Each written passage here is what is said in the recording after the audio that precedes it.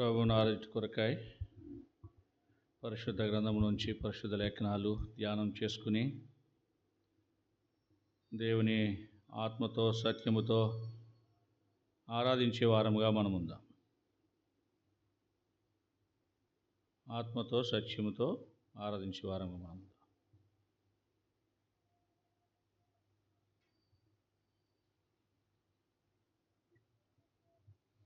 సంఖ్యాకాండము 17వ అధ్యాయం. ఆరాధన కొరకై సంఖ్యాకాండము 17వ అధ్యాయము 8 వచనాలు చదువుకుందాం. మొదటి నుంచి 8 వచనాలు నేను ఒక వచనం చదువుతాను, మీరు ఒక వచనం చదవండి. సంఖ్యాకాండము 17. యెహోవా మోషేకి ఇలా సెలవిచ్చెను,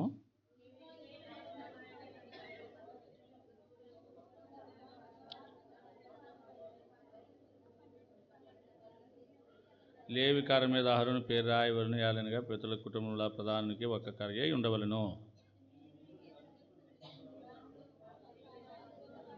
అప్పుడు నేను ఎవరిని ఏర్పరచుకుందునో వాని కర్ర చిగురించును. ఇశ్రాయేలు మీకు విరోధంగా సణుగుచుండు సణుగులు నాకు వినబడకుండా మాన్పివేయుదును.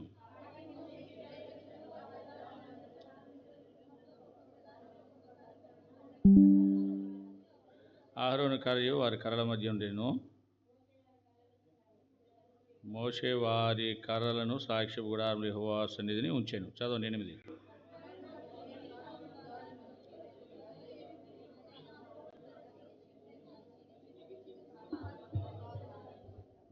చిగిర్చి పువ్వులు పూసి బాదం పండ్లు కాసింది కర్ర. ప్రభు సహాయం కొరకు ప్రార్థన చేసుకుంటాం.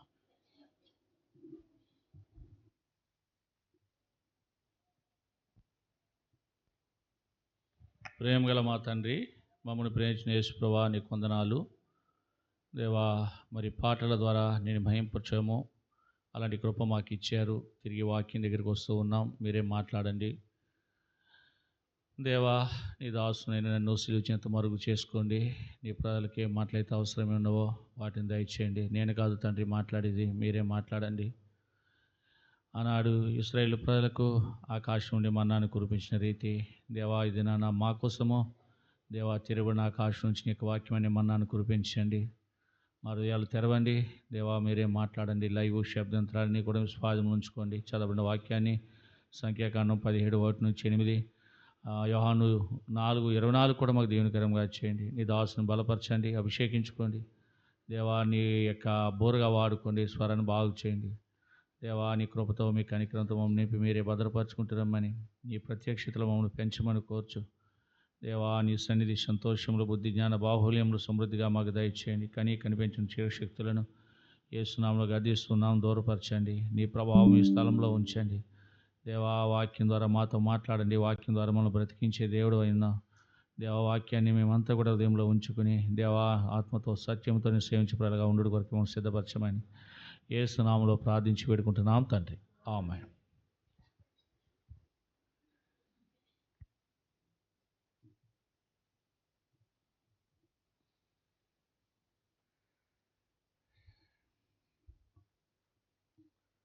ప్రభుని ఆరాధన కొరకై ఈ స్థలంలో మనం చేరిన ప్రభుని ఆరాధన కొరకై ఈ స్థలంలో మనం చేరిన ఆరాధన అనేది అడిగేది కాదు, ఇచ్చేది. ఆరాధన అంటే ఇచ్చేది.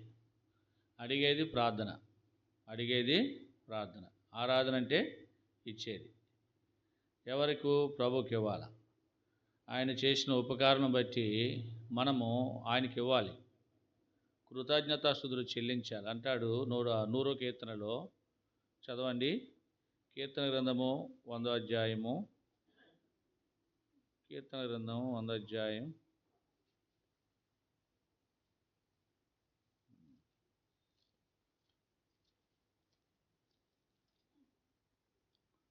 4వ వచనం. కృతజ్ఞతార్పణలు చెల్లించుచు ఆయన గుమ్మములో కీర్తన పాడుచు ఆయన ఆవరణలో ప్రవేశించుడి, ఆయన స్తుతించుడి, ఆయన నామమును గణపరచుడి. కృతజ్ఞతార్పణ ఉండాలి. కృతజ్ఞతతో దేవుని యొక్క గుమ్మములో లేక దేవుని యొక్క ఇంటిలో ప్రవేశించే వారము ఉండాలి. కీర్తనలు పాడాలి, ఆయన స్తుతించాలి, ఆయనను గణపరచాలి. నిజంగా లోకంలో ఎంతోమంది ఉన్నారు, ప్రపంచంలో ఎవరికి లేదు ఈ భాగ్యము. దేవుడు మనకిచ్చాడు ప్రభువును మనం ఆరాధించే భాగ్యం. మన సృజించిన సృష్టికర్త అయిన ప్రభువును స్మరించే భాగ్యము మనకిచ్చాడు. ఆయనే మనం పుట్టించినాడు కనుక పుట్టించిన తండ్రిని ఆరాధించే భాగ్యం మనకు దొరికింది కనుక మనం ధన్యులం. కనుక ఆరాధన చేయడానికి మనం వచ్చినాము. ఆరాధించే ముందు దేవుడు మన ఎడల అత్యున్నతమైన కృపను మన ఎడల చూపించినాడు. ఎంతోకాలం బట్టి వింటున్నాం, రక్షించుకున్నాడు, సంఘంలోనికి చేర్చాడు. కనుక ఆయన రక్షించుకున్నాడు కనుక మనం ఆయన మందిరంలో కూర్చున్న వారంగా ఉన్నాం. ఆయన మందిరంలో ఉండిన మనము ప్రభువును ఆరాధించవలసిన వారంగా ఉన్నాం. చదవబడిన యొక్క భాగంలో ఇశ్రాయేలు ప్రజలు మోషేను నాయకుడిగా దేవుడు నియమించి వారిని నడిపించిన సమయాల్లో బానిసలుగా, అంటే దాసులుగా బానిసలుగా ఉన్నారు. ఫరో కింద 400 ఏండ్లు వారు బానిసత్వం చేశారు. అలాంటి వారిని విడిపించి తోడుకొని వచ్చినప్పుడు ఇక్కడ లేవీ కుటుంబంలో నుంచే కోరాహు, దాతాను, అబిరాములు, పిలేతు కుమారుడైన ఓను, కోరాహు, అబిరాము, దాతాను, అబిరాము, ఓను, ఈ నలుగురు కూడా ఆలోచన చేసుకుని యెహోవా సేవకుల మీద తిరగబడినప్పుడు దేవుడు భూమిని నెరవిడిచి ఏం చేసిందంట, వారిని మృంగేసింది, తిరగబడిన వారిని మృంగేసింది. అంతేకాదు ఈ నలుగురు కలిపి ఇంకో 250 మందిని పోగు చేసుకున్నారు. ఎవరి మీద తిరుగుబాటు చేయడానికి? సేవకుల మీద తిరుగుబాటు చేయడానికి. మనం అనుకుంటాము సేవకులే కదా, ఒక అబద్ధం ఆడితే అయిపోతుంది, సేవకులే కదా ఇది చెప్తే అయిపోతుంది అనుకుంటాం. సేవకులతో కాదు నువ్వు అబద్ధం ఆడేది, దేవుని పరిశుద్ధమైన ఆత్మతోనే. చూడండి అన్నా సప్పిరాల పరిస్థితి ఎలా ఉంది. అక్కడికి పేతురు గారు చెప్తూ వచ్చాడు. చూడండి 5వ అధ్యాయం, అపోస్తుల కార్యాలు 5వ అధ్యాయము, త్వరగా అపోస్తుల కార్యములు 5వ అధ్యాయము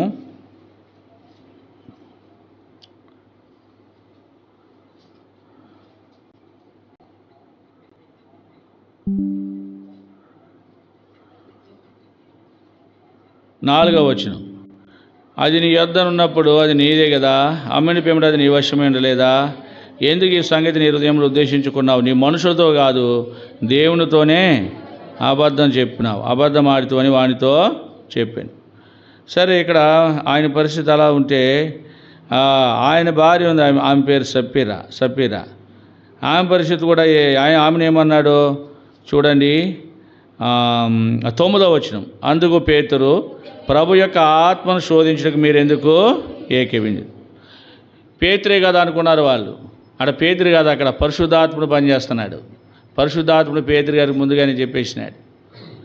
సామాన్యంగా చూస్తారు మీరు, ఏదో మాట చెప్పేసినాం కదా అనుకుంటారు. దేవునితోనే అబద్ధం ఆడిన, దేవునితో అబద్ధం ఆడిన వాడి పరిస్థితి ఎలా ఉంది? అక్కడ ప్రాణం విడిచి విలవిల కొట్టుకుని చచ్చిపోయాడట. అతను చావు సంఘం వారందరికీ కూడా ఏం కలిగింది? భయం కలిగింది. అలాగే మందసము ఎడ్ల బండి మీద దావీదు తీసుకుపోతున్నప్పుడు ఆ ఎడ్లకు కాలు జారి మందసం పడిపోతుంది. మందసంకి పడిపోతుంది కదా అని ఉజ్జ ఏం చేశాడు? చేయి చాచి పడిపోకుండా దాన్ని పట్టుకున్నాడు. చేసింది మంచి పనా చెడ్డ పనా? మంచిదే చేశాడు, కానీ తను యోగ్యుడు కాదు. అక్కడ ఉజ్జాకంట వినాశం కలిగింది, హఠాత్తు మరణం వచ్చింది. అతని మరణం ద్వారా దావీదుకు వ్యాకులం, భయమేసింది. అర్థమైందా? భయమేసింది అన్నమాట. దేవుడు కొన్నిసార్లు సంఘం అంతటికి కూడా తెలియపరచడానికి కొన్ని పనిష్మెంట్లు కూడా దేవుడు అనుగ్రహించుకుంటూ వస్తాడు. వాళ్ళు సామాన్యంగా ఏదో మాట చెప్తే పోదని అయిపోతుంది అనుకున్నారు, కానీ వారి యొక్క అబద్ధము, వారు దేవునితోనే అబద్ధం ఆడినారు. ఈ అబద్ధము వారికి ఏం చేసింది? వారి ప్రాణము పోవునట్లుగా చేసింది. అందుకే ఆజ్ఞలన్నింటిలో ఇదొక ఆజ్ఞ. 20 ఆజ్ఞలు ఇచ్చినాడు, 10 ఆజ్ఞలు ఇచ్చినాడు. ఈ 10 ఆజ్ఞల్లో ఇదొక ఆజ్ఞ. ఏంటది? అబద్ధ సాక్ష్యము, అబద్ధం అనేది మాట్లాడకూడదు. దేవుని పిల్లలంగా అబద్ధం నోట రాకూడదు. తెలియని క్రితం ఎన్నో అబద్ధాలు ఆడాం. తెల్లారితే ఇప్పుడు సెల్ ఫోన్లో వచ్చాక ఎన్నో అబద్ధాలు, సెల్ ఫోన్లో వచ్చాక కూడా ఇంట్లోనే ఉంటారు, ఎక్కడో బయట ఉన్నానని చెప్తూ ఉంటారు. ఒక సహోదరుడు అలాగే, ఏ బ్రదర్ ఎక్కడ ఉన్నావంటే, నేను ఎక్కడో ఖాళీ లేదు, డ్యూటీకి వెళ్ళిపోయాను, బయట ఉన్నాను అన్నాడు. ఎందుకైనా మంచిదే కదని మేమేం చేసినాడు, సహోదరుడు జెరిమియా నేను కలిపి ఎక్కడ దాకా వచ్చినా కదని ఇంటికి వెళ్ళాం. ఇంటికి వెళ్ళేసరికి ఇంట్లో కూర్చొని ఉన్నాడు. ఏమయ్యా ఏంటి ఇలా చేసిన, సిగ్గుపడిపోయినాడు, ఇంకేం మాట్లాడాలో తెలియలేదు. కనుక అబద్ధం అనేది చాలా పాపము, అది చాలా నష్టానికి కూడా దారి తీస్తుంది. కనుక ఇక్కడ దేవుని సేవకుల పైన ఈ దాతాను, అబీరాము, కోరాహు ఇంకా ఓను, ఈ నలుగురు ఆలోచన చేసి 250 మందిని పోగు చేసుకుని తిరుగుబాటు చేసినారు. తిరుగుబాటు చేసి మీరైనా పరిశుద్ధులు, మీతోనే దేవుడు మాట్లాడతాడా, దేవుడు మాతో మాట్లాడ్డా, మేము కూడా పరిశుద్ధులమే. ఏ స్థాయికి వచ్చారు వాళ్ళు? మేము కూడా పరిశుద్ధులమే. నువ్వు పరిశుద్ధుడు కాదో దేవుడు చెప్పాలా, మనుషులు కాదు. నాకు నేనే పరిశుద్ధుని అనుకున్నంత మాత్రాన నువ్వు పరిశుద్ధుడు అయిపోవు, పరిశుద్ధురాలువు. వీళ్ళు అలాగే అనుకున్నారు, మేము కూడా పరిశుద్ధులమే. ఏమన్నారు చూడండి, 16వ అధ్యాయం, సంఖ్యాకాండము 16వ అధ్యాయము 3వ వచనం. మోషే అహరోనులకు విరోధముగా పొగబడి, మీతో మాకిక పని లేదు, ఈ సర్వ సమాజంలోని ప్రతివాడును పరిశుద్ధుడే, యెహోవా వారి మధ్య ఉన్నాడు, యెహోవా సంఘం మీద మిమ్మల్ని మీరు ఎలా హెచ్చించుకొనుచున్నారనగా. ఏ స్థాయికి వచ్చారంటే, ఈ మోషే అహరోనులు ఎంత కష్టపడ్డారో మర్చిపోయినారు. దేవుడు వారి ద్వారా ఎన్ని కార్యాలు చేశాడో మర్చిపోయారు. వారు తిరుగుబాటు చేసిన వారుగా ఉన్నారు. ఏమంటారంటే, మీతో మాకిక పని లేదు, ఇంక అయిపోయింది, మేమందరం పరిశుద్ధులమే, మీరేం మాకు చెప్పనవసరం వద్దు, మీరు చెప్తే మేము విననవసరం వద్దు, ప్రతివాడు కూడా పరిశుద్ధుడే అన్న స్థాయికి వచ్చేసారు. అయితే దేవుడు కలుగు చేసుకున్నాడు, భూకంపం వచ్చింది, దాతాను, అబీరాము, ఓను, మరి ఈ యొక్క గుంపును ఏం చేసినాడంట, కోరాహు ఈ గుంపును ఏం చేసినాడు, ఆ భూమిని ఎరవిడిచి వారిని మృంగేసింది. ఇంకా 250 మందిని అగ్నితో ప్రభు మరి కాల్ చేసినాడు. ఇలాంటి పరిస్థితులలో మోషే అహరోనుల మీద సనుగుతూ ఉంటే, ఎవరి పరిశుద్ధులో ఎవరు అపరిశుద్ధులో నేను నిర్ణయిస్తాను అని దేవుడు, అంటే ఇశ్రాయేలు ప్రజలు వారు ఎప్పుడు కూడా వీరి మీద సనగకుండా, చూడండి 17వ అధ్యాయము 5వ వచనం చదవండి. అప్పుడు నేను ఎవనిని ఏర్పరచుకుందనో వాని కర్ర చిగిరించును, ఇశ్రాయేలీలు మీకు విరోధంగా సనుగుచుండు సనుగులు నాకు వినబడకుండా మాన్పివేస్తాను. వారు సనుగుతూ ఉంటారు, మాట్లాడితే వారు సనుగులు నాకు వినబడకూడదు, నేను వాటిని మానిపివేస్తాను. కనుక ఇక్కడ రాయబడిన మాట ఏంటంటే, మన చదువుని ఈ భాగంలో, నేను ఎవని ఏర్పరచుకుందునో వాని కర్ర చిగిరి, ప్రభు చెప్తున్నాడు, ఏర్పరచబడిన వాని కర్ర చిగిరించేదిగా ఉంది. దేవుడు ఏర్పరచుకున్న వారి యొక్క కర్ర ఏం చేస్తుందంట, చిగిరించేదిగా ఉంటుంది. ముసలోళ్ళకి 3 కాళ్ళు అంటారు, ముసలోళ్ళకి 3 కాళ్ళు. 3వ కాలు ఏంటి, కర్ర. అంటే కర్ర చాలా వాళ్ళకు ఉపయోగము, కర్ర వాళ్ళు నడిపించేది, కర్ర వాళ్ళకి సహాయం చేసేది, అవసర కాలమందు చాలా సపోర్ట్గా ఉంటుంది అన్నమాట కర్ర. అయితే అలాంటి కర్ర, అది నరకబడిన కర్రది, అది నరకబడిన కర్రది, లేక అది ఎండిన కర్ర. ఆ కర్రలో ఏ మాత్రము కూడా జీవం అనేది ఉండదు, జీవాన్ని కోల్పోయిన కర్రది. అయితే అటువంటి కర్రను ఏం చేస్తాడంట, జీవం కోల్పోయినా కానీ జీవం ఇచ్చి దాన్ని చిగురింపజేస్తాడంట. చాలా అద్భుతంగా ఉంది ఈ మాట. అది ఎవరికి, ఏర్పరచబడిన వారికే. దేవుడు ఎవరినైతే ఏర్పరచుకుంటాడో వారి కర్ర మాత్రమే చిగురిస్తుంది. ఇశ్రాయేలు ప్రజలు 12 గోత్రాలు, యాకోబు 12 మంది కుమారులు, గోత్రానికి ఒక్కొక్కరు చెప్పిన కుటుంబంలో పెద్దవాళ్ళు, వారి యొక్క పేరుని బట్టి 12 కర్రలు తీసుకురావాలా. ఎక్కడికి, ఆ మోషే గారి దగ్గరికి తీసుకొస్తే, గోత్రానికి ఒకరు చెప్పిన ఎవరి కర్ర మీద వాళ్ళ పేర్లు రాసుకోవాలా. ఎవరి కర్ర మీద, గోత్ర పెద్దలు, వీళ్ళెవరు చెప్పండి, గోత్ర పెద్దలు. గోత్రానికి ఒకరు చెప్పిన ఒక కర్ర, ఆ కర్ర ఎవరైతే గోత్రం పెద్దగా ఉన్నాడో వాడి పేరు రాయాలా. అలాగే లేవి కుటుంబం వచ్చేసరికి అహరోను పేరు రాయాలా. లేవి కుటుంబంలో చాలామంది ఉన్నారు, కహతీయులు ఉన్నారు, వీళ్ళెవరు, ఈ కోరాహులు, మెరారీలు ఉన్నారు, ఇలాంటి వాళ్ళు ఉన్నారు. కనుక వీళ్ళు కాదు, లేవి కుటుంబంలో మాత్రము ఎవరి పేరు రాయాలా, అహరోను పేరు రాయాలి ఆ కర్ర మీద. ఈ 12 కర్రలు తీసుకుని ఈ యెహోవా నిబంధన ప్రత్యక్ష గుడారములో దేవుని శాసనములు ఉన్నాయి, దేవుని నిబంధన మందసం ఉంది. ఆ శాసనముల ముందు ఏం చేయాలంటే కర్రలు పెట్టాలి, ప్రత్యక్ష గుడారంలో పెట్టాలి. అయితే మోషే వారందరూ చెప్పాడు, మీ మీతో నేను గొప్ప ఎంతకాలం అది? ప్రభు అన్నాడు, ఈ విధంగా చేయండి. దేవుడు ఎవరు ఏర్పరచుకుంటాడో, ఎవరు సేవ చేయాలో వాళ్ళ కర్ర ఏం చేస్తుంది? చిగురిస్తుంది. దేవుడు చెప్పినాడు అనేసరికి వాళ్ళందరూ చాలా నేను పరిశుద్ధంగానే ఉన్నాను కదా, బాగానే ఉన్నాను కదా, ఎవరి కాళ్ళు కర్రలు తెచ్చుకున్నారు, కర్రలు ఇచ్చారు, వారి పేర్లు రాసుకున్నారు. అహరోను కర్ర మీద మరి అహరోను పేరు రాయబడుతూ వచ్చింది లేవి కుటుంబంలో. ఇవన్నీ మోషే తీసుకెళ్ళి ఎక్కడ పెట్టినాడు? యెహోవా ప్రత్యక్షపు గుడారంలో. ఆ ప్రత్యక్షపు గుడారమే వాళ్ళకి మందిరం, సాక్ష్యపు గుడారం అది. అందులో మందసం ఉంది. అక్కడ దేవుని శాసనాలు ఉన్నాయి, పదాజ్ఞలు ఉన్నాయి. వాడి దగ్గర ఏం చేసినాడు? పెట్టినాడు. పెట్టి మరుసటి రోజు వెళ్ళి చూశాడంట. మరుసటి రోజు 8వ వచనం చూడండి.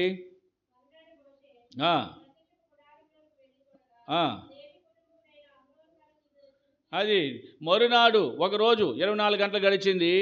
మరునాడు వెళ్ళి మోషే గారు ఆ ప్రత్యక్ష గుడారంలోనికి వెళ్ళి చూసినాడు. చూసేసరికి కర్రలన్నీ కూడా అలాగే ఉన్నాయి, కానీ దానిలో ఒక కర్ర మాత్రం లేవి కుటుంబముదైన ఎవరు? అహరోను కర్ర. మరి మారిపోతాయి కదా, కర్రలన్నీ ఒకేలాగా ఉన్నాయి. మారకుండా ఎవరి పేరు ఆ కర్ర మీద రాయబడ్డది. అహరోను పేరు అహరోను కర్ర మీద రాయబడుతూ వచ్చింది. చిగురించడానికి కారణం అహరోను ఏర్పరచబడిన వ్యక్తి. ప్రభు ముందుగానే చెప్పాడు, నేను ఎవరిని ఏర్పరచుకుందునో వాని కర్ర ఏం చేస్తుంది? చిగురిస్తుంది. దేవుని ఏర్పాటులో ఉన్న వాళ్ళు చిగురిస్తారు. ఎప్పుడు వరకు చిగురిస్తారంట? వాళ్ళు ఎప్పుడు వరకు చిగురిస్తారు? ముసలోళ్ళు అయిపోయినా చిగురిస్తారంట. ఎక్కడుందన్నమాట? చదవండి. 91వ కీర్తన. కీర్తన గ్రంథము 91వ అధ్యాయం. ఎన్నో వచనము? చదవండి. 15వ వచనం. వారు ముసలితనమందు ఇంకా చిగురు పెడుచుందరు. ఏ తనమందండి? ముసలితనమందు కూడా చిగురించే లక్షణం వాళ్ళకు ఉంది. ముసలోళ్ళు ఎక్కడ కూడా చిగురించరు అసలే వాస్తవానికి. ఎందుకంటే ముసలి వాళ్ళు బలహీనలు అయిపోతారు, ముసలి వాళ్ళు శత్రువు తగ్గిపోతుంది. కానీ ఇక్కడ వాక్యం చెప్పేది ఏంటంటే ముసలితనములో కూడా చిగురిస్తారంట వాళ్ళు. చిగురంటే చాలా పచ్చనిది. అంటే ముసలి వయసులో కూడా వారి యొక్క జీవితం ఎలా ఉంటుంది? పచ్చని జీవితం అయి ఉంటుంది. చిగురు ఎండిపోయినట్టుగా ఉంటుందా, పచ్చగా ఉంటుందా? లేత చిగురు పచ్చదనాన్ని జ్ఞాపకం చేస్తుంది. కనుక దేవుని యొక్క ఏర్పాటులో ఉన్న వాళ్ళు ముసలి వాళ్ళు అయిపోయినా కానీ చిగురిస్తారు. ఇప్పుడు అహరోను దేవుని యొక్క ఏర్పాటులో ఉన్నాడు కనుకనే అహరోను కర్ర ఇంకా మిగిలిన 11 మంది ఎవరు కూడా మాట్లాడడానికి వీల్లేదు. అందరి నోట్లు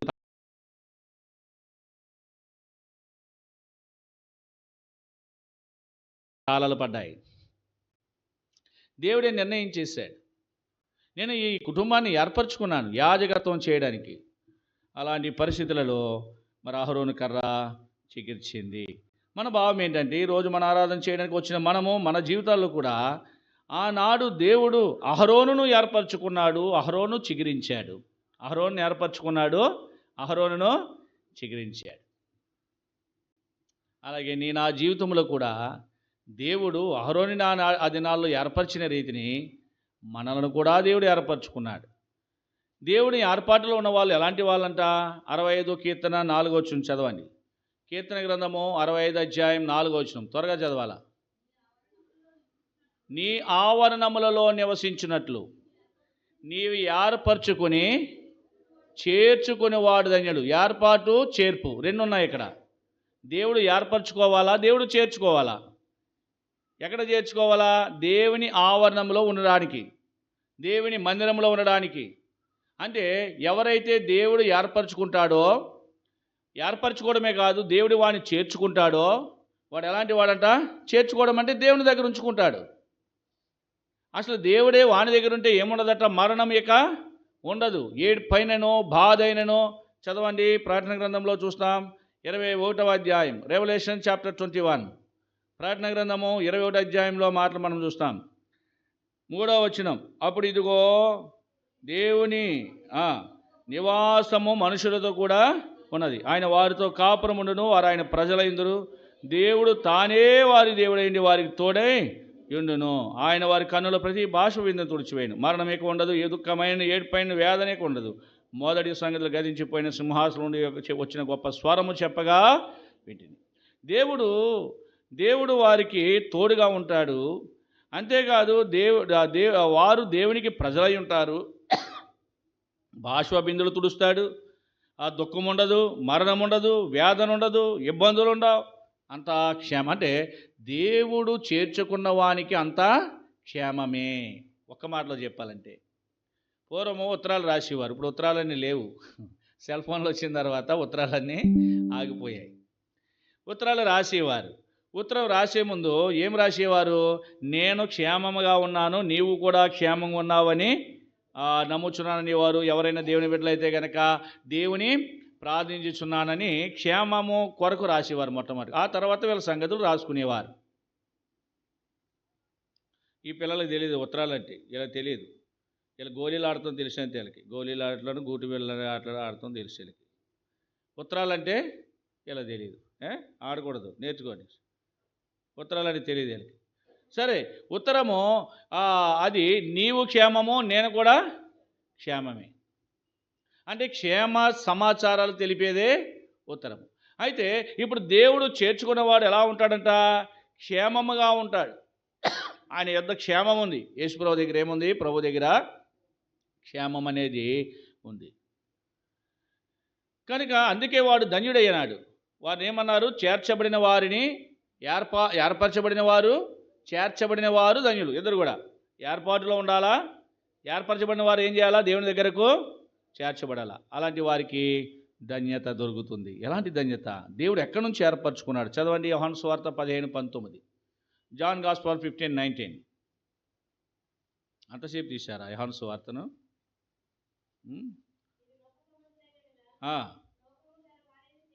మీరు లోక సంబంధులైతే లోకము తన వారిని ఏం చేస్తుందంట? వింటున్నారా? నువ్వు లోక సంబంధం అయితే నువ్వు లోకంతోనే తిరుగుతావు. ఎక్కడ పెళ్ళంటే అక్కడ పోతావు, ఎక్కడ ఫంక్షన్ అంటే అక్కడ పోతావు, ఎక్కడ ఏంటిది, ఎక్కడ ఏది ఎవరు ఏది చేస్తే అన్యాచారాలు చేస్తే అక్కడ పోయి కూర్చుంటావు. వీళ్ళందరూ లోక సంబంధులు చేసే పనులు. దేవుని పిల్లలు ఏం చేస్తారంట? చదువమ్మా, తర్వాత చదువు.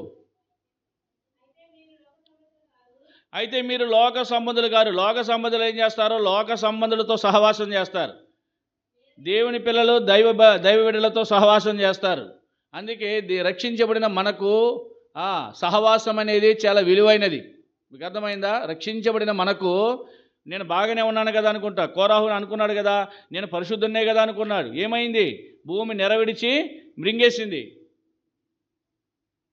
నీవు అనుకోవచ్చు నేను బాగానే ఉన్నాను కదా అనుకుంటావు. లేదు లేదు, నువ్వు లోక సంబంధివి.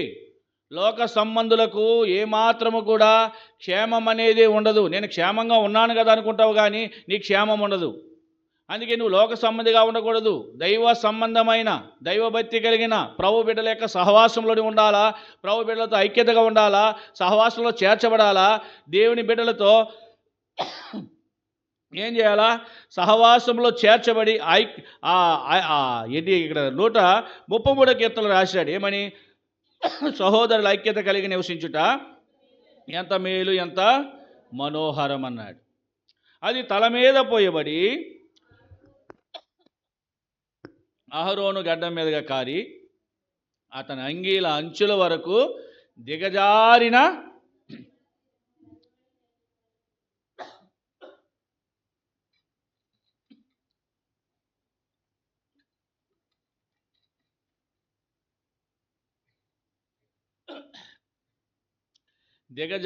పరిమళ తైలము. ప్రభు బిడ్డల యొక్క సహవాసం మనం కోరాల. లోకంలోనే ఉన్నాం. అయితే చదువు, తర్వాత చదువు. లోకంలోంచి దేవుడు ఏర్పరచుకున్నాడు. అందుచేతనే లోకం మిమ్మల్ని ఏం చేస్తుంది? ద్వేషిస్తుంది. ఎక్కడ చదువుతున్నావు? అయిపోయిందా? కనుక దేవుడు మనలను ఎక్కడ ఏర్పరచుకున్నాడట? లోకములో నుండి ఏర్పరచుకున్నాడు. లోకం నుంచి ఏర్పరచుకున్నప్పుడు నువ్వు లోక సంబంధిగా ఎలాగ జీవిస్తావు? లోక సంబంధిగా వచ్చి ప్రభుని ఎలా ఆరాధన చేస్తావు నీవు? మీకు అర్థమైందా? దేవుడు ఎక్కడి నుంచి ఏర్పరచుకున్నాడు? లోకంలోనే ఉన్నాం. లోకంలో నుంచి దేవుడు ఏం చేసినాడు? మనలను ఏర్పాటు చేసుకున్నాడు. ఇందాక నేను చెప్పుకున్నాం, దేవుని ఏర్పాటులో ఉన్నవాడు ఏం చేస్తాడో చిగురిస్తాడు. అదే ఆనవాళ్ళు మీకు. నిన్ను రక్షించుకున్నాడు, లోకంలో ఉండకుండా లోకములో నుంచి నిన్ను ఏం చేశాడు? ఏర్పరచుకుని. ఇంకా నువ్వు లోకంలో ఉంటావా? లోకపు ఆచారాలు పాటిస్తావా? లోకస్తులతో పోతావా? లోకస్తులకు ఏముండదు? భక్తి ఉండదు. లోకస్తులకు క్షేమంగా ఉన్నామనుకుంటారు, కానీ వారి క్షేమమో ఆత్మీయమైన క్షేమం వాళ్ళకు ఉండదు. ఒకవేళ భౌతికమైన క్షేమం వాళ్ళకి కలగొచ్చేమో, ఆత్మీయంగా వారు క్షేమకరమైన వ్యక్తులు కారు. అందుకే లోకములో ఉన్న మనము లోకములో నుంచి దేవుడు మనల్ని ఏం చేశాడు? ఏర్పరచుకుని. ఎందుకు ఏర్పరచుకున్నాడు లోకంలో నుంచి అంటే, ఇప్పుడు చదవండి. మొదటి యోహాను పత్రిక త్వరగా చదవండి. మొదటి యోహాను పత్రిక 1వ అధ్యాయము 17 వచనం అనుకుంటా. తీసిన వాళ్ళు చదవండి త్వరగా. మొదటి యోహాను పత్రిక 1:17.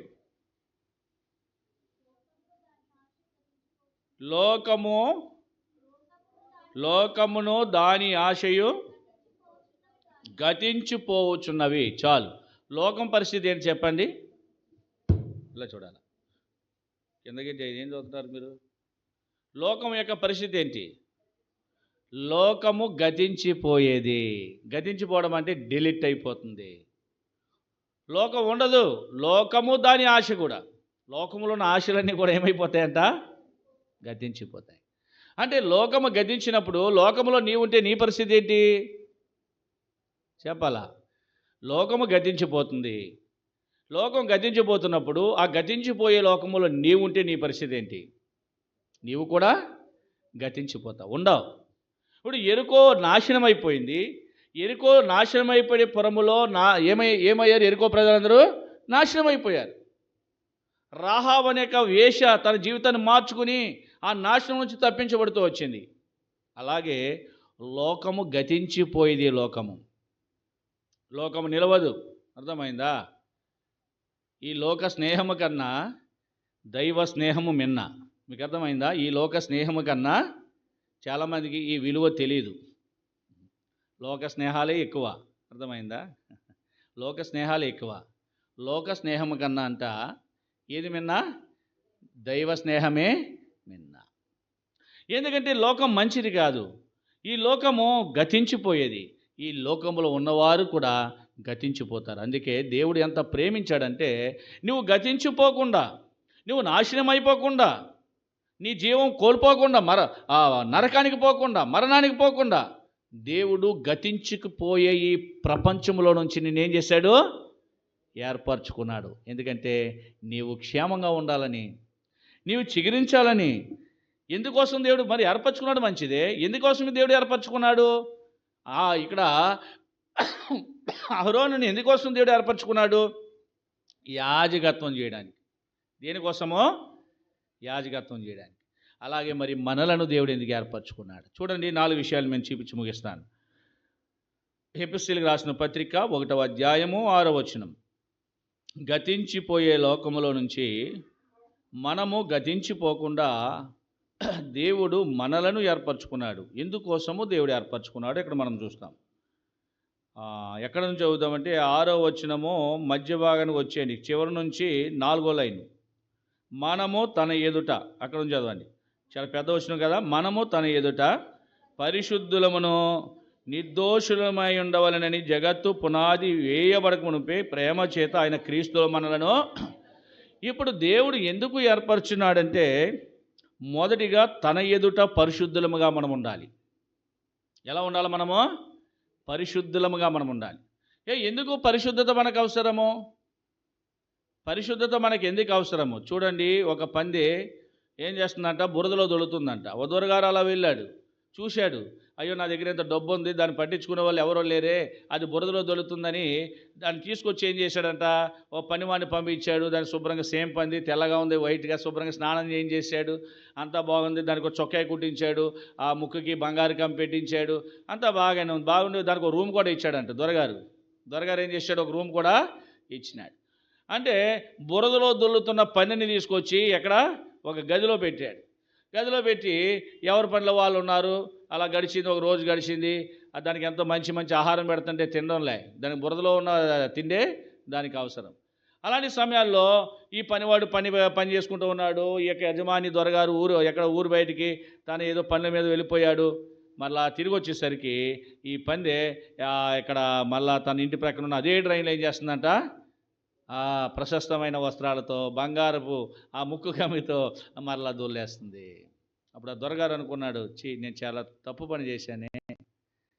అది ఎక్కడది ఎక్కడ బురదలో దొడుతుందనే కదా, డ్రైన్లో దొడుతుందనే కదా దాన్ని శుభ్రపరిచాను. మరలా దాని స్వభావాన్ని ఏం చేయలేకపోయింది, మార్చుకోలేకపోయింది.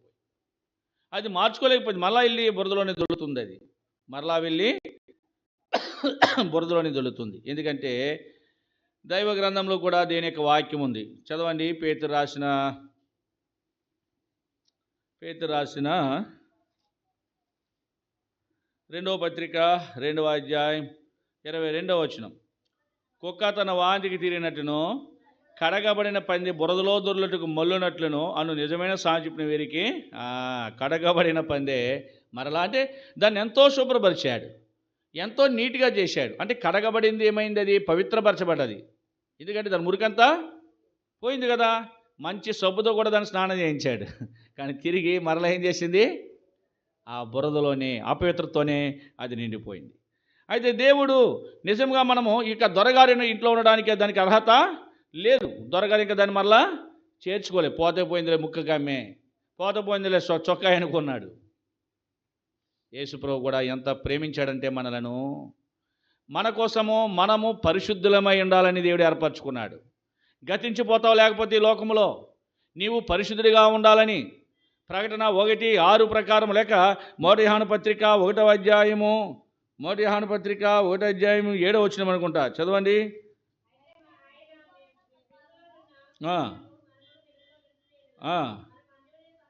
అన్యోన్య సహవాసం గలవారమై యుందుము, అప్పుడు ఆయన కుమారుడైన యేసు రక్తము ప్రతి పాపము నుండి ఆయన ఎంతగానో నిన్ను పవిత్రునిగా చేశాడు.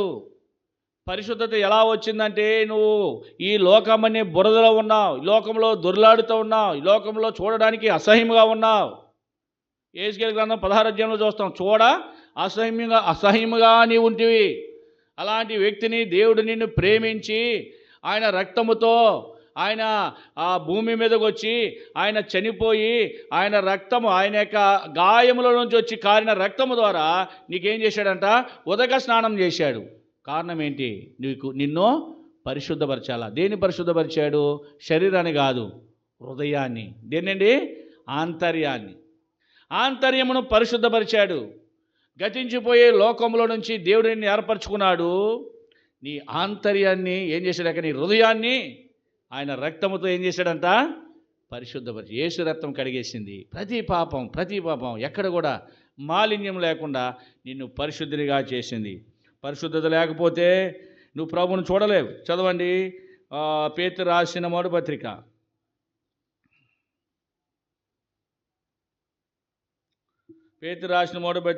1వ అధ్యాయం 16వ వచనం చివరి 2 లైన్లు చదువుదాం. మిమ్మును పిలిచిన వాడు పరిశుద్ధులైన ప్రకారము మీరును సమస్త ప్రవర్తన యందు పరిశుద్ధులై ఉన్నాడు అంటాడు. సమస్త ప్రవర్తన యందు మనం పరిశుద్ధత కలిగి ఉండాలా. సమస్త ప్రవర్తన యందు ప్రతి విషయంలో కూడా మనలో ఏముండాలా, పరిశుద్ధత కలిగి ఉండాలని దేవుడు మనలను ఏర్పరచుకున్నాడు. గతించిపోయే లోకంలోంచి మనల్ని ఏర్పరచుకున్నాడు. మనం పరిశుద్ధులమై ఉండాలి. ఏమై ఉండాలా, పరిశుద్ధత దేనికి అవసరం, చదవండి. 12 హెబ్రీయులకు రాసిన పత్రిక 12వ అధ్యాయం 14వ వచనం. అందరితో సమాధానమును పరిశుద్ధతయు కలిగినటకు ప్రయత్నించుడి. పరిశుద్ధత లేకుండా ఎవడను ప్రభువును చూడలేడు, చూడబోడు. ఇప్పుడు ప్రభువు నువ్వు చూడాలి. ప్రభు నువ్వు చూడాలని లేక ప్రభు దగ్గర మనం ఉండాలి. ఏమన్నాడు, ఏర్పరచుకుని చేర్చబడినవాడు ధన్యుడు.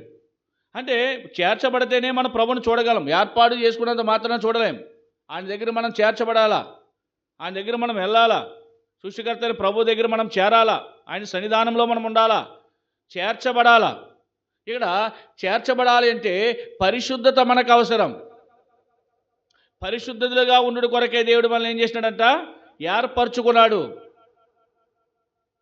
అందుకే మనము చూడండి, పరిశుద్ధత కొరకు కూడా 12వ అధ్యాయం హెబ్రీయులకు రాసిన పత్రిక 12వ అధ్యాయం హెబ్రీయులకు రాసిన పత్రిక 12వ అధ్యాయము 10వ వచనం. వారు కొన్ని దినముల మట్టుకు తమకిష్టం వచ్చిన మనం శిక్షించారు, మనము తన పరిశుద్ధతలో పాలు పొందాలని మన మేలు కొరకైనా గత ఆదివారం 2వ వర్తమానంగా చెప్పుకున్న శిక్ష గురించి. మేలు కొరకే కొన్నిసార్లు శిక్షలు తీసుకొస్తాడు. ఆయన పరిశుద్ధతలో మనము ఏం చేయాలా? పాలు పొందాలా, ఉండాలి. అపవిత్రమైన వారు ప్రభును చూడలేరు, అపవిత్రమైన వారు ఆయన సన్నిధిలో నిలవలేరు, ఆయన సన్నిధిలో వాళ్ళు ఏం చేయలేరు? చిగురించలేరు. అయితే దేవుడు ఎంత ప్రేమించాడని, నువ్వు పరిశుద్ధుడిగా ఉండాలని, నీలో ఉన్న మాలిన్యాన్ని పోగొట్టాలంటే, నీ ఆంతర్యంలో ఉన్న పాపాన్ని పారదోలాలంటే ఏదో నీళ్ళ ద్వారానో లేకపోతే ఇంకోటి ఏంటి వస్తాయి కదా కొన్ని రకాలైన తైలముల ద్వారానో నీకు పరిశుద్ధత ఆయన చేయలే. స్వయంగా తన రక్తం ఇచ్చాడు. ఆయన రక్తం ఇచ్చి మనల్ని ఏం చేశాడు? కడిగేశాడు, పరిశుద్ధులుగా చేశాడు. గతించిపోయే లోకంలోంచి మనం పరిశుద్ధుల గుంపులోకి తీసుకొచ్చాడు, పరిశుద్ధుల సహవాసంలో చేర్చాడు. ఈ పరిశుద్ధుల సహవాసం విడిచిపెట్టేసేసి దెయ్యాల సహవాసంలో పోతున్నాను. భయం అనేది లేదు. ఎక్కడన్నా కూడికలు రెండమ్మంటే ఒకళ్ళు మాట్లాడరు. కారణం ఏంటి? మీకు పరిశుద్ధ సహవాసం వద్దు. ఏం కావాలా? లోక సహవాసం కావాలా? అదే చెప్పండి, లోకంలో ఎవరైనా చెప్పండి, పెళ్ళి చెప్పండి, పరిగెత్తి వెళ్ళిపోయి అక్కడ నీ అందరికంటే ముందు కూర్చుంటావు. కానీ దేవుడి సన్నిధి ఎందుకు రాలేకపోతున్నావు?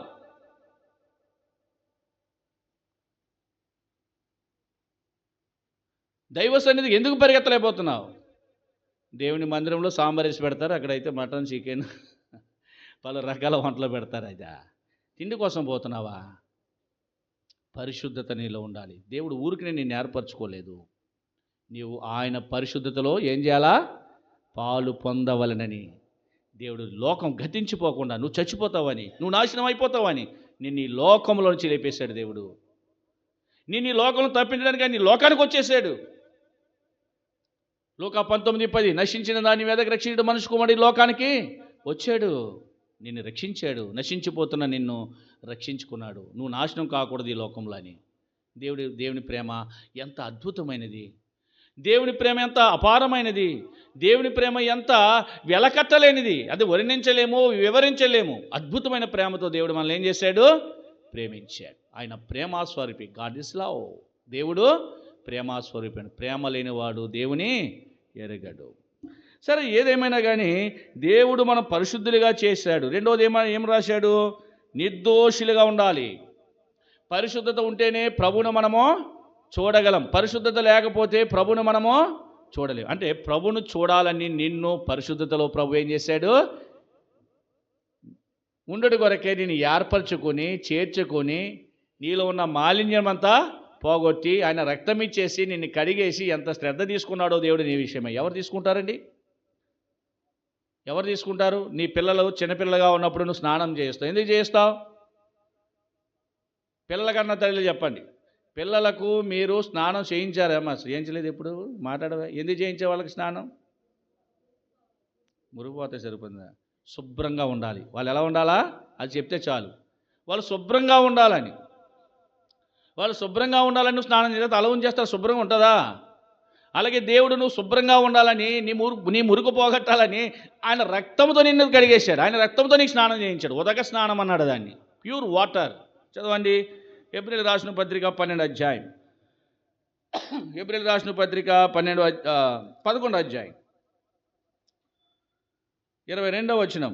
మనసాక్షికి కల్మషము తోచకూడనట్లు ప్రోక్షింపబడిన హృదయములు గలవారమును నిర్మలమైన 10:22 క్షమించండి 10:22 నిర్మలమైన ఉదకముతో స్నానం చేసిన శరీరం గలవారమై ఉండి.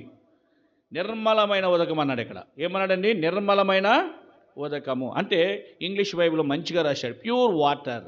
అంటే చాలా ప్రక్షాళంతో, అంటే చాలా మంచి నీళ్ళు అంటాయి. ఫిల్టర్ వాటర్, ఫిల్టర్ కంటే మంచిది మాట. ప్యూర్ వాటర్ అంటే అర్థం ఫిల్టర్ కంటే మంచి వాటర్తో, అంటే మంచి రక్తముతో నేను ఏం చేశాడు? ఉదక స్నానం చేశాడు, నిన్ను స్నానం చేయించాడు. నువ్వు ఆయన పరిశుద్ధతలో ఉండాలా?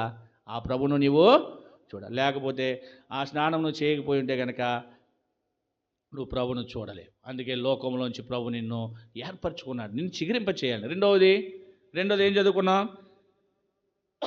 రెండోది చూడండి, నిర్దోషులమై ఉండవలనని. రెండో మాట ఏంటి చెప్పండి? ఎఫెసీ 1:6 ప్రకారం నిర్దోషులమై ఉండాల. నిర్దోషులు, దోషులకు ప్రభు దగ్గర స్థానం లేదు. దోషములు తరిమేస్తాయి, దోషములు చంపుతాయి, దోషములు భరించలేనివి. ఇవన్నీ చూస్తే దోషాల గురించి చాలా అద్భుతమైన మాటలు ఉంటాయి. దోషాలు నరకానికి తీసుకుపోతాయి. కనుక దోషులకు ప్రభు దగ్గర చోటు లేదు. ప్రభు దగ్గర ఎవరికి చోటు ఉంది? నిర్దోషులకు ఉంది. అంటే ప్రభు దగ్గర మనం ఉండాలి అంటే, ప్రభు చేర్చుకోవాలంటే, ప్రభు దగ్గర మనం నిలబడాలంటే ఎవరు కావాలా? దోషులా నిర్దోషులా? నిర్దోషులు కావాలి. చదువుదామా? యూదా పత్రిక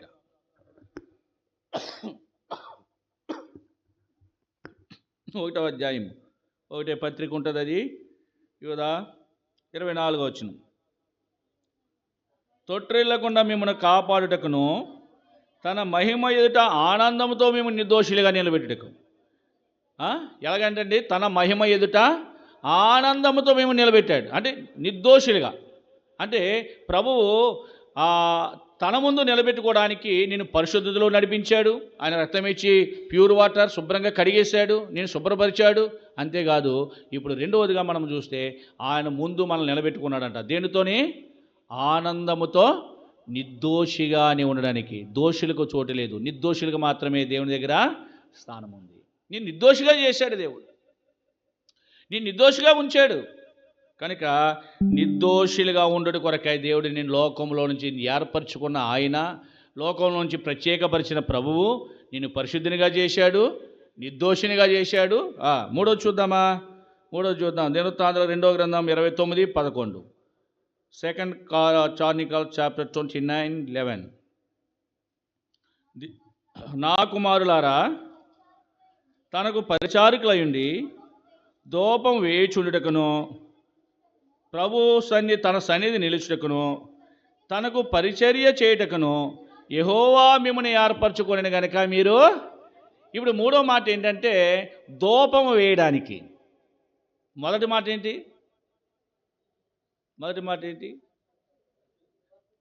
పరిశుద్ధత. పరిశుద్ధులుగా చేశాడు. ఎంత శ్రద్ధ తీసుకున్నాడో, ఎంత కడిగేశాడో మనం విన్నాం. రెండో మాట ఏంటి? నిర్దోషిగా ఆనందముతో నిన్ను నిలబెట్టాడు. కడిగిన ప్రభు నిన్ను, నీ దోషాలన్నీ, నీ దోషములను మన్నించి వేసి నీ రోగములనన్నిటినీ కుదీర్చి వేయుచున్నాడు.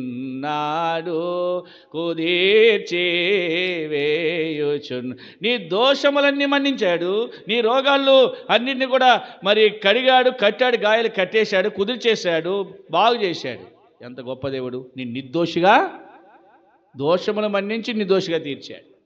సరే, మూడోది మనం చూస్తే ధూపము వేయడానికి. ధూపం అంటే ప్రార్థన చేయొచ్చు, వేయడము, ధూపం వేయడం. రెండవది అర్పణ, అంటే నిన్ను ఆరాధించే ఆయన మహిమ కొరకు నిన్ను ఏర్పరచుకున్నాడు దేవుడు. ధూపం వేయాలి. ధూపంలో ప్రార్థన ఉంది, ధూపంలో ఆరాధన కూడా ఉంది. అంటే నిన్ను ఆరాధించే వ్యక్తిగా దేవుడు నిన్ను చేసుకున్నాడు. ప్రభుని ఆరాధించాలి. పరలోకంలో 1000 కోట్ల కొలది దేవుని దూతలు పరిశుద్ధుడు పరిశుద్ధుడు పరిశుద్ధుడు నిత్యము మానక, రాత్రి లేదు పగల లేదు, ఏం చేస్తున్నాయి? ప్రభును ఆరాధిస్తున్నాయి. దూతల కంటే నీ ద్వారా ఆయన మహిమ పొందాలని ఆశపడుతున్నాడు. నిన్ను ఆరాధికునిగా చేశాడు. నిన్ను ఆరాధికునిగా దేవుడు చేశాడు. ఆయన ఆరాధించే భాగ్యం మనకి ఇచ్చాడు. అదే చెప్పాడు, సమరయ స్త్రీ ఎక్కడుంటే, అమ్మా యెరూషలేములో కానీ పర్వతం మీద కానీ ఆరాధించేవారు, అది కాదు. ఆయన ఆరాధించేవారు ఏం చేయాలా? ఆ కాలం వచ్చింది. ఆత్మతోనూ సత్యముతోనూ ఆరాధించాలి. ఆత్మను కలిగి. ఎవడైనా క్రీస్తు ఆత్మ లేనివాడైతే ఆయన వాడు కాదు. కనుక దేవుడు ఇక్కడ మూడోదిగా మనం చూస్తే నిన్ను ఆరాధించే వ్యక్తిగా చేశాడు. ఆయన ఆత్మని కనికరించాడు, జీవంతో కూడిన ఆత్మతో నిన్ను నింపేశాడు. నువ్వు ధూపం వేయాలి. దేని కొరకు ఏర్పరచుకున్నాడు దేవుడు? మూడవది ఆయన ఆరాధించినట్లుగాను, లేక ముందు ప్రార్థన, తర్వాత ఆరాధన. ప్రార్థనా జీవితం లేకుండా ఆరాధించలేవు. ప్రార్థన ఉండాలా. దేవుడు నిన్ను ఏర్పరచుకున్నాడు. నాలుగోది మనం చూస్తే దేని కొరకు దేవుడు ఏర్పరచుకున్నాడంట? తనకు పరిచర్య చేయడానికి. ఎవరికి పరిచర్య? దేవుని పరిచర్య ఏం చేస్తున్నారో చెప్పండి. ఎంతమంది చేస్తున్నారు పరిచర్య? ఏదో కాదు, నెలకొకసారి పరిచర్య కాదు. దేవుని మందిరానికి ఎప్పుడు కూడా మనం ఎలాగ ఉండాలంట? పరిచర్య చేయాల. నిజంగా సోదరుడు కన్నా మరి తన బిడ్డలు వాళ్ళందరూ కూడా ఆ ముగ్గురు కలిపి ఇక్కడ ఎంతో పరిచర్య చేస్తుంటారు ప్రతి ఆదివారము శుక్రవారం. మిగిలిన వారికి ఆ భాగ్యం లేదు. నేను ఉదయకాల సమయం అన్నాను, ఎంతోమంది సంఘానికి వస్తారు కానీ దేవుని మందిరంలో పరిచర్య చేసే భాగ్యం వాళ్ళకి ఏదో వచ్చామో కూర్చున్నా చాపలాల్చి ఉంటున్నాయి చక్కగా హ్యాపీగా. ఇంక వీళ్ళకి అసలే లేదు, ఈ సోమరులకి అసలే లేదు. వీళ్ళకి ఎదుగుతున్నారు కానీ దేవుని మందిరంలో వాళ్ళ తల్లులు చెప్పరు, వాళ్ళు నేర్చుకోరు. మేము చెప్పి ఇసుకుపోయామాట. చెప్పి ఏమయ్యా చెప్పండి, వినని వాడికి ఏం చేసి ఎన్నిసార్లు చెప్తాం? చెప్పలేను. అర్థమైందా? చిన్ననాటి నుంచి మరి సమూయేలును ఏం చేసింది? పరిచర్యలో పెంచింది. తల్లి మందిరానికి ఇచ్చేసింది. అలాగే ఆ ఇద్దరు బిడ్డలు కూర్చునే బిడ్డ వీళ్ళందరూ కూడా సోదరుడు సామ్యులు ఇలాంటి వాళ్ళందరూ కూడా పరిచర్య కొరకే త్యాగమూర్తులే వెళ్ళు. వాళ్ళ బాల్యం నుంచి పిల్లలు పరిచర్యలో ఉన్నారు. అందుకే దాన్ని తొలగిపోరు ఈ రోజు వరకు కూడా. పరిచర్య అనేది చాలా విలువైనది. మీకు అర్థమవుతుందని చెప్తున్నాను. అలా మన బిడ్డలు ఎందుకు లేరు? మనం ఎందుకు ఎదగలేకపోతున్నాం? ఊరికిని దేవుడు నిన్ను ఏర్పరచుకున్నాడా? ఊరికిని దేవుడు నిన్ను పుట్టించాడా? ఊరికినే బతికేస్తావా ఈ లోకంలో నీవు? ఎందుకోసం దేవుడు నిన్ను ఏర్పరచుకున్నాడు? దేనికోసం? దేవుని పరిచర్య నువ్వు చేయాలి. ఈరోజు పరిచర్య ఏదో సాగు చెప్తావు, కాలు నొప్పి ఒళ్ళు నొప్పి అది అంటావు. ఒక నెలకోసారి వచ్చి ఒక ఉల్లిపాయ కోయడానికి రాలేవు, నువ్వు త్యాగం చేయలేవు. దేవుడు నీవు చిగురించే జీవితాన్ని ప్రభు మనకు అనుగ్రహించేది ఏంటంటే దేవుని మందిరంలో మనం ఏం చేయాలా? పరిచారకులమై ఉండాలి. ఈ 4 అంతల ఆశీర్వాదాల కొరకు, లేక 4 అంతల పరిచర్య చేస్తే ఆయుష్ కంపల్సరీ, ఆరోగ్యం కంపల్సరీ, ప్రభు ఇస్తాడు. అది దేవుడి లోకంలోంచి మనల్ని ఏం చేశాడు? ఏర్పరచుకున్నాడు. లోకంలో నుంచే మనల్ని ఏర్పరచుకున్నాడు. మొదటిగా ఎందుకోసమో? ఆయన పరిశుద్ధతలో మనం పాలివారంగా ఉండాలి. రెండవది ఆయన ఎదుట నిర్దోషులుగా నిలబడాలి, ఆయన ఆరాధించాలి, ధూపం వేయాలి. నాలుగవది ఆయన పరిచర్య చేయడానికి దేవుడు మనలను ఏర్పరచుకున్నాడు. ఏర్పరచుకున్న మనము ఎట్టి అనుభవం కూడా తీసుకుపోతున్నాడంట. మరలా ఈ 91 కీర్తన 17 వచ్చినమా చదవ, మనం 15 అనుకుంటా. ఏం చదివినా? వారు ముసలితనమందు ఇంకా చిగురు పెడతారు. నిన్ను చిగిరింపజేస్తాడు ఆయన. అహరోను కర్ర చిగిర్చింది, అలా నీ జీవితం కూడా చిగిరింపజేస్తాడు. చిగురు అని ఒకడు కలడు, ఆయన చిగిరింపజేస్తాడు. చదవండి జకర్యా గ్రంథం. జకర్యా గ్రంథంలో మనం చూస్తాము,